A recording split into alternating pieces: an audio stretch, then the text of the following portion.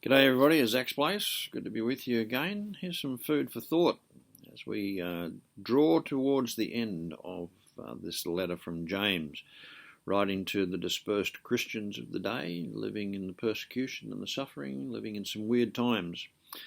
Well, it sure is weird times for us, isn't it? With this second lockdown, and really difficult for some people. Not so difficult for some, but really tough for some people. And I'm very much aware of that. There's a sense of in the first lockdown, it sort of was almost fun, something new, something different. But there's a real sense of despair and a loss of hope from a lot of people around today. People are we're all in desperate need of some community and some love from one another. As we have opportunity, let's make sure we do that. It's really tough. It's hard not being able to meet together in these days. And I just pray that all of us will feel the great love of God and feel the great love of community of people at Zach's Place, even though we can't meet. Well, we're going to be talking today from James chapter 5, verses 7 to 12. And answering that question again that James has been addressing right throughout the letter that he's writing. How should we live? Here we are in difficult times. How do we live as faithful followers of Jesus? Now, it's an interesting one today, this chapter. If you want to stop now and read those verses and get right back, that'd be good. So in these verses 7 to 12, James is writing with the belief that they're living in the end times. A lot of the New Testament writers did believe that. They believed that Jesus was coming back pretty soon. And so are living in the end times. And James is writing in that context. He's writing to a group of believers who probably would have been hoping that it was the end times, because that would be the end to their suffering and the end of their persecution. And it would all be ended by the return of Jesus. And so you can imagine that his recipients, the people who are receiving this letter, would be thinking along those lines. Maybe Jesus is coming back, and when's he coming back, and how much longer do I have to put up with it, and can't I just sort of settle back and wait for Jesus' return? So James is writing in that context these verses. But instead of getting into timelines and conspiracy theories and all the sorts of stuff that sometimes we can get into, or people around us can get into, he concentrates instead on how to live while waiting for Jesus' return. And he says, number one thing is you've got to be patient, because you don't know when it's going to happen, so you've got to be patient. And secondly, stand firm. This is not a time for giving up. It's tough, but it's not a time for giving up, so stand firm. And then he says, and whatever you do, don't complain about each other. While you're waiting for Jesus' return and seeking to live faithfully, don't be complaining about each other. And in the midst of the suffering, endure. Endure the suffering. Put up with it. The Old Testament prophets and in general, and Job specifically, are given as examples in these verses that we're studying today. Remembering that God is compassionate and merciful will help them a lot. So remembering who God is in the midst of the suffering and the hard times, and in the midst of waiting, enduring the suffering, and waiting for Jesus' return, remember who God is. Remember that God is a compassionate God, and that God is a merciful God. And that'll help you to live faithfully in these difficult times. James also instructs them to have so much integrity in what they say that they don't need to back it up with all sorts of oaths. He says, just let your yes be yes and your no be no. People of integrity. If I say yes, I mean yes. If I say no, I mean no. That's all there is to it. I don't need to give you a whole lot of oaths and by this and by that I swear da da da da da. If I say yes, it means yes. And you know what? That's talking about integrity. Because when somebody with integrity says yes, you trust them. When somebody with integrity says no, you trust them.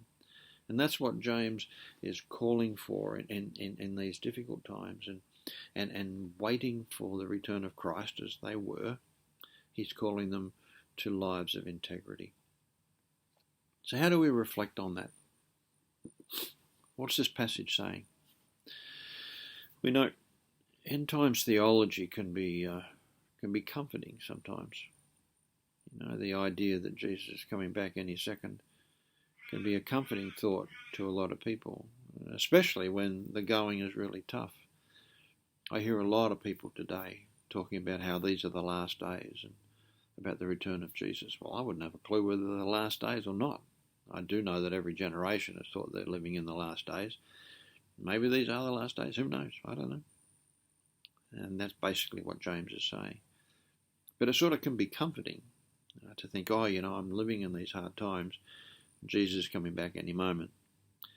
But unfortunately, it also has a tendency to cause people to, in the words of Paul Simon, in a song called Everything About It is a Love Song, he says, what will I do? I'll sit down, shut up, think about God, and wait for the hour of my rescue.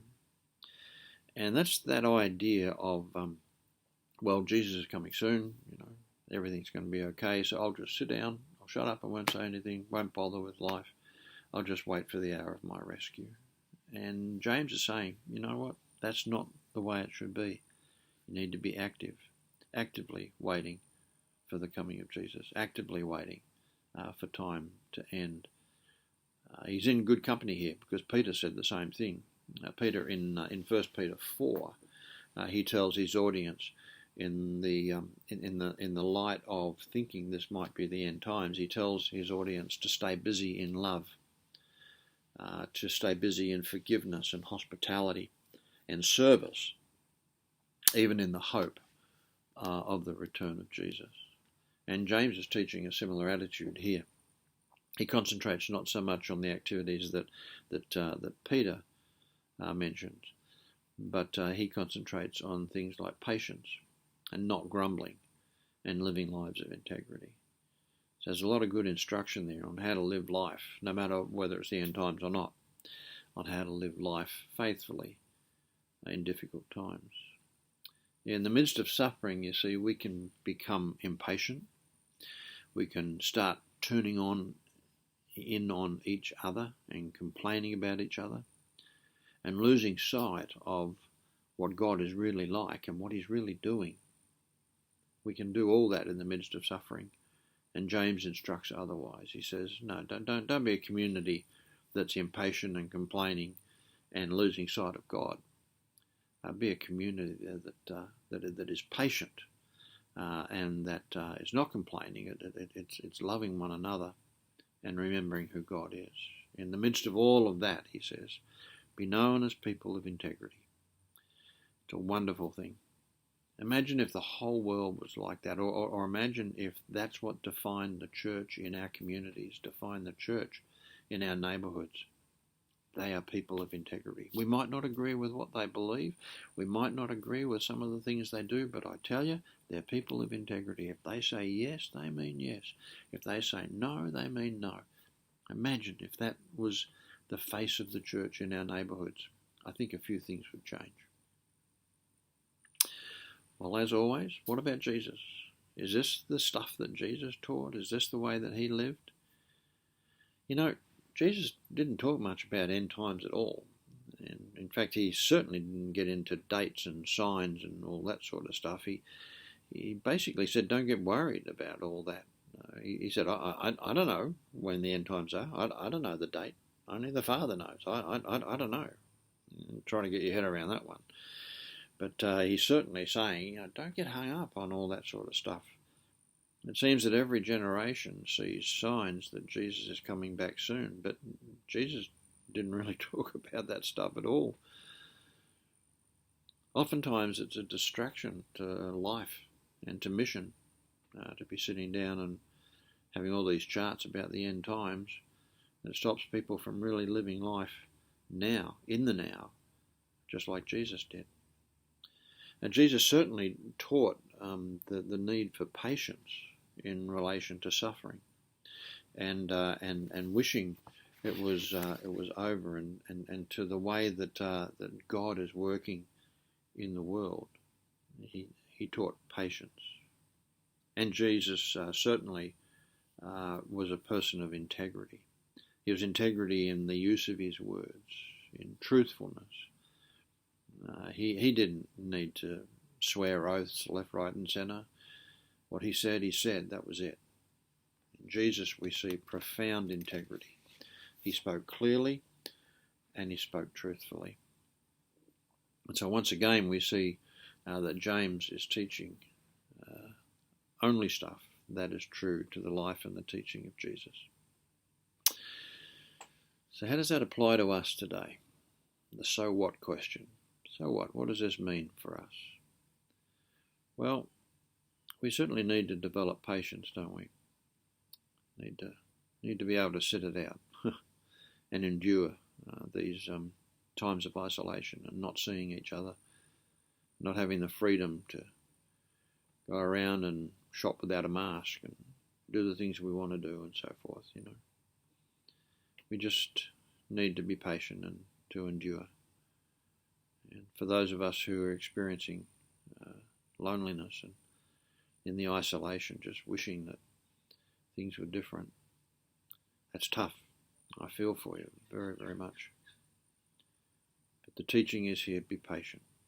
Endure and be patient while we wait for transformation, while we wait for things to be different, while we wait for renewal. Be patient and endure. The words of Galatians chapter 6 verses 9 to 10 come to mind. Those verses say, "So we must not get tired of doing good, for we will reap at the proper time if we don't give up. Therefore, as we have opportunity, we must work for the good of all, especially for those who belong to the household of faith." So don't give up. Don't stop the good works. Don't stop living faithfully. Don't stop being like Jesus just because the times are difficult. Have hope, be patient, and endure. I think that's the message of James for us today. And as we wait, we need to be people of integrity, deeply aware of God and of his character. You see, our neighbourhoods are crying out in need for a community of people with such integrity. And generally speaking, they don't feel that they'll find that in the church of today. There are some wonderful examples of where that's not true, but generally speaking, the press that the church has in Australian society today is not good. And we need to make it different by being people of integrity. James calls us to a level of integrity that will change that perception. And that's what we're called to live, even in the hardest of times. Thanks for listening. May you have a really good week, even in isolation. As always, if you want to contact me, davidroachwilson@gmail.com. See you next week.